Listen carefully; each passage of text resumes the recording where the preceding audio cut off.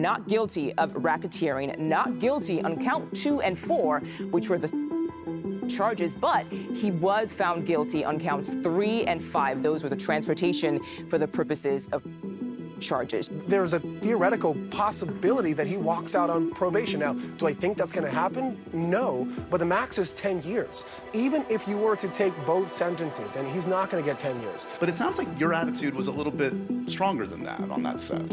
Well, I was a little pissed about a couple things. If Mark Wahlberg's quiet exit was the first clue, he wouldn't be the last.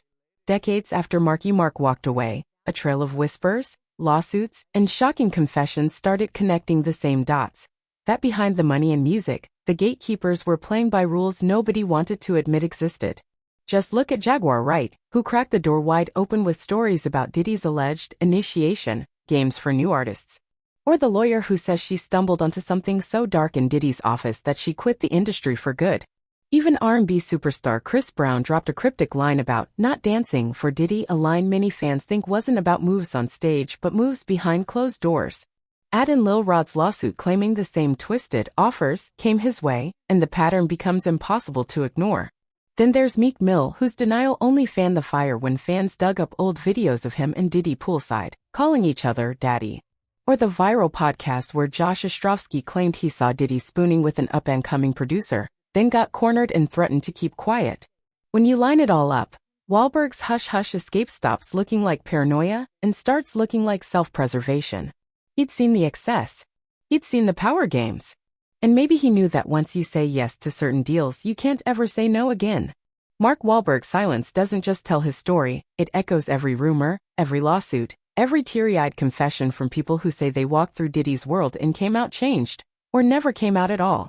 6 weeks in court, 34 witnesses, hundreds of pages of evidence, secret tapes, bruises, hush payments, and still when the verdict finally dropped, the whole hip-hop world stopped breathing.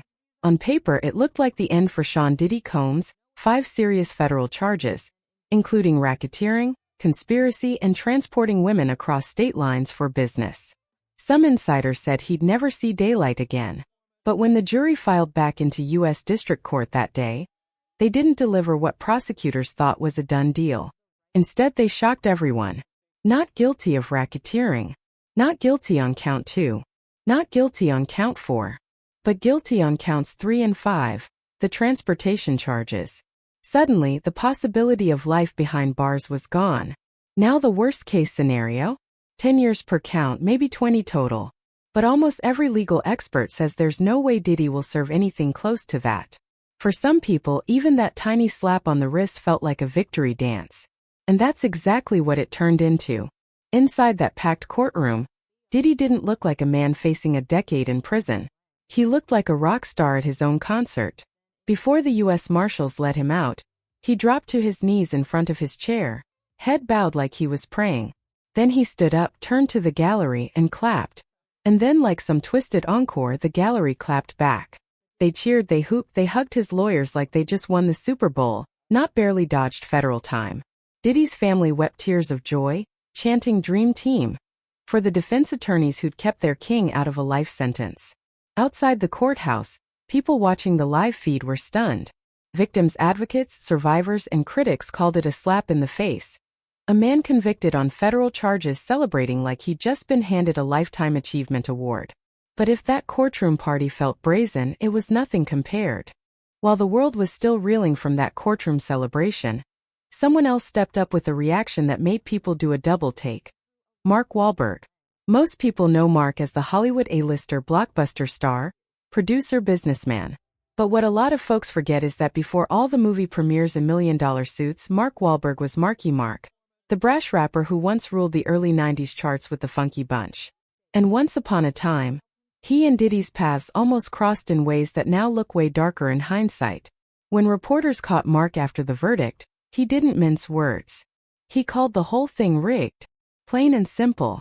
But insiders say that one word might hide something more personal. Because rumor has it, Mark Wahlberg's anger isn't just about justice. It's about a chilling run-in with Diddy years ago that made him swear off the music industry for good. In a rare old interview, Mark hinted he'd been given a shot to resurrect his rap career. A big shot. He said, I had some opportunity to really come back in the music business with the best. When they came to me, we sat there together and I was like, I can't. He never named names. But now whispers point straight at Diddy. Some say what Wahlberg saw or what he was asked to do turned him off the entire scene forever. And he's not the only one hinting that the industry's power games went far beyond record deals and radio hits. Because what started as wild rumors and backstage gossip is now being echoed by people brave enough to speak out. And what they're describing makes Mark's exit look less like a career switch and more like an escape. While Wahlberg kept his words careful, 50 Cent did the exact opposite. He went straight for the jugular, the way only 50 does. As soon as the verdict hit the news, 50 fired off a post that flipped the entire hip-hop world upside down. He dropped an AI-made photo mocking Diddy's courtroom win, then called him the gay John Gotti. 3 clapping emojis. Just enough to make sure everyone knew he meant every word. For anyone who forgot, John Gotti was the legendary mob boss who ruled New York's Gambino crime family in the 80s, a kingpin so untouchable the press nicknamed him the Teflon Don because no charges ever stuck. So when 50 threw out that nickname, he wasn't just talking about Diddy beating the feds. He was pointing at something dirtier, a whole dark underworld that's been bubbling under Diddy's empire for years. Because for decades, whispers about Diddy's secret life, questionable parties, and strange power plays have floated through the industry like smoke. But now the verdict and the celebration gave those rumors new fuel. Some said 50 was trolling for clicks. But others? They called it a warning shot, that Diddy's courtroom win might have buried the charges, but it's dragged up stories too wild to bury for long. And once people started digging, the past came crawling back fast. Stories about a young Mark Wahlberg, about up-and-coming artists cornered in hotel suites, and about deals that came with strings attached nobody wanted to talk about. Because if the streets are right, Diddy didn't just beat the RICO. He's been beating the system for years by making sure anyone who knew too much stayed quiet, or paid the price if they didn't. While the world was still reeling from 50 Cent's savage comparison, an old rumor crawled back to life. One that painted Diddy's empire as something far more sinister than flashy parties and hit singles.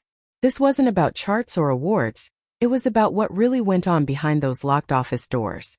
And it all started with a woman who thought she'd landed her dream job. Jaguar Wright, the R&B singer who's never shied away from spilling secrets, dropped a chilling story a few years ago. A female lawyer hired by Bad Boy Records, brilliant, respected, ready to run the whole legal machine for Diddy's empire. One day, she walked into Diddy's office without knocking. Why would she? She worked there, she thought she was safe. But what she found inside made her question everything. Behind that unlocked door she claimed was Diddy. And another man, Christopher Williams, an artist trying to climb back up the industry ladder. What she says she saw was Williams on his knees, proving just how far he'd go to secure his spot. She didn't scream. She didn't slam the door. She just left, heart pounding, head spinning. But when she came back the next day, Diddy was waiting. Calm, smirking, daring her to say a word. When she asked him why he didn't even bother locking the door, his answer turned her blood cold. This is my building. I can do anything I want in it. And I can make a man do anything for the right price. The lawyer left. Just walked away from what could have been the biggest job of her life, because what she saw made her realize this wasn't music anymore. This was power. Control. A web you couldn't untangle once you stepped in too deep. And she wasn't alone. Because when that story hit the internet again after Diddy's verdict, the whispers started multiplying. Artists, insiders, even bodyguards claiming they'd seen pieces of the same twisted puzzle. For some, it explained why Mark Wahlberg slammed that door shut before he could get trapped. For others, it showed why Diddy's verdict felt less like an ending, and more like the beginning of secrets finally crawling into the light. Before he was Hollywood's golden boy, Mark Wahlberg was just Marky Mark. A Boston kid chasing fame with nothing but a mic, a swagger, and a dream to outrun his troubled past. It worked for a moment. Good vibrations exploded onto the airwaves, the Funky Bunch rode high on the charts, and Wahlberg's bad boy image made him the new face of rap rebellion on MTV. But behind the chart-topping singles and shirtless Calvin Klein ads was a storm waiting to hit. Wahlberg wasn't just a performer, he was a problem for labels that wanted complete control. He'd already done time behind bars for a brutal assault in his teens, a crime that haunted him even when the platinum plaques rolled in. When the Funky Bunch's second album tanked, Mark found himself at a crossroads. Sell his soul to keep the machine running, or walk away before the industry chewed him up like it did so many others. Rumors say that's exactly when Diddy came knocking. Bad Boy Records, the powerhouse that could put Mark back on top. But at what price? Insiders claim Wahlberg got a taste of how Diddy operated. The parties, the unspoken rules, the hush stories about what loyalty really meant when the doors closed. Some say he saw enough to realize there was no hit single worth selling his soul for. So he bailed. He turned down deals, burned bridges, and vanished from the rap game almost overnight. To the world, he was the guy who just pivoted to acting. But if you read between the lines, he didn't pivot. He ran. And maybe that's why he stayed quiet for decades. Because walking away from Diddy wasn't just turning down a contract. It was escaping a world where saying no came with a price. In the end, Mark Wahlberg didn't just quit music. He escaped it. And looking at what's surfacing now, maybe he's been right to stay silent all this time.